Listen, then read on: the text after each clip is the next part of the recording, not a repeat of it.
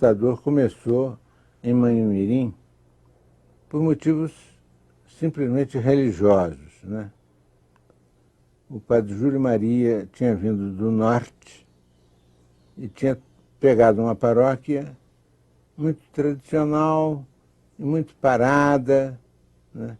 Muito sem fervor, sem nada. Pegou ali uma paróquiazinha meio abandonada espiritualmente. E como ele era um homem de muito vigor espiritual, começou imediatamente a transformar aquilo e, curiosamente, o povo, que parecia muito frio, de repente se entusiasmou também. E ele tinha chegado na Semana Santa, em abril. Quando chegou o mês de Maria, o mês de maio, ele resolveu fazer um mês de maio fogoso, importante, etc. E a turma se entusiasmou. Fazia muitos anos, talvez, que eles não tinham um mês de maio assim fervoroso, e então se tornaram entusiasmados. Bem,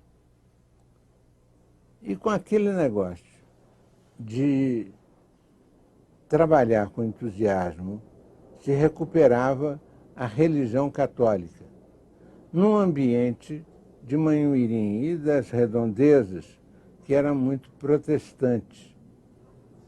Havia havido uma colonização calvinista e luterana ali por perto, em Alto Jequitibá e outros lugares mais vizinhos, né? Mas que havia uma colônia protestante muito grande, né? Com não só havia gente, mas instituições. Eles tinham um grande colégio com 800 alunos internos, 600 ou 800 alunos internos, fizeram um grande colégio e influenciavam naquela região toda. Ao verem, além disso, havia um grande entusiasmo de maçons, né? E ao verem que o padre Júlio estava mudando a situação da cidade de Manhumirim, um protestante teve a má ideia de fazer um folheto de objeções contra a igreja, atacando pontos da Igreja Católica, com adoração de santo, irmãos de Jesus, filhos de Maria, Nossa Senhora não era virgem, não sei o quê, blá, blá, blá. O Papa, a riqueza do Vaticano, enfim, essas coisas que são eternas. Todo mundo fala nisso e a gente responde milhões de vezes, eles repetem milhões de vezes também.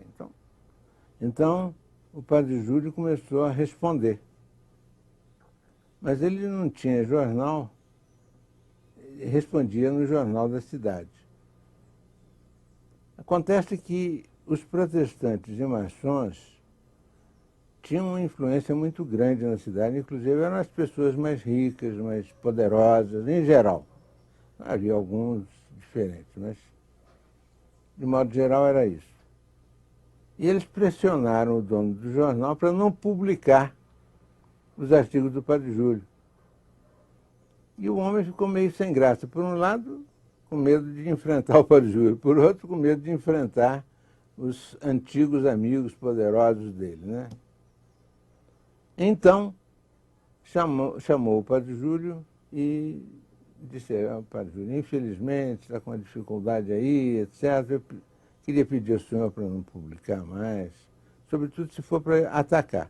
Agora, se quiser escrever sobre outras coisas, né? E o padre Júlio, que não gostava muito de brincadeira, disse assim: não, eu agradeço muito a boa vontade de você, mas eu vou fundar um jornal. E falou com o bispo da época, lá, Dom Carloto. Dom Carloto cedeu para ele uma tipografia velha, tipografia mesmo como tipo, né? Pegava um por um. Aquela máquina foi a primeira máquina onde se tirou o primeiro número do jornal, que dava apenas uma página, né? Bom, e o padre Júlio começou a trabalhar com isso e escrever as respostas que ele queria escrever no Jornal da Cidade, mas começou a fazer pelo Lutador. E por isso deu o nome de Lutador ao jornal, que era um lutador pela causa da igreja, pela causa de Nossa Senhora, e etc. E, infelizmente, contra fulano não, mas contra os protestantes, contra os maçons, etc. Então foi por aí que começou. E ele começou a ficar famoso, porque é uma coisa interessante. Na época havia mesmo muita polêmica. Não havia diálogo, né? O negócio deles, na época, era brigar mesmo. Quem tivesse mais força, ganhava, né? Então, como ele era um homem instruído, né, e tinha uma verve muito grande, então ele, de algum modo, dominava a situação pela palavra e começou a ser famoso. E o jornal que tinha que sair para Manhumirim começou a interessar Manhuaçu, Jequitibá, não sei mais, as cidades vizinhas, e ele começou a mandar para esses lugares aí. Alguns meses depois, ele já tinha uma tiragem de uns 800, por aí. É cidade pequena, né? Mas vendo o que lhe interessava, há cidades que não eram Manhumirim, mas há outras que estavam na mesma situação, semelhantes, né? Ele começou a pedir aos religiosos dele, da congregação que ele estava fundando, né, para serem propagandistas do jornal, que era uma forma de você espalhar a doutrina da igreja, etc., e defender também a igreja contra os ataques protestantes, né?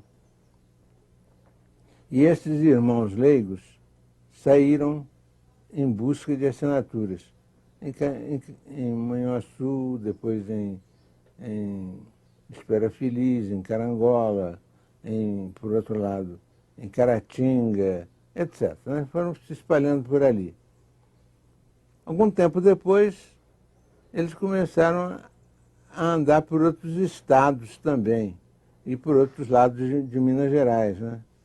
E aí foi, até que o jornal se espalhou, de fato, pelo Brasil todo, quase todo.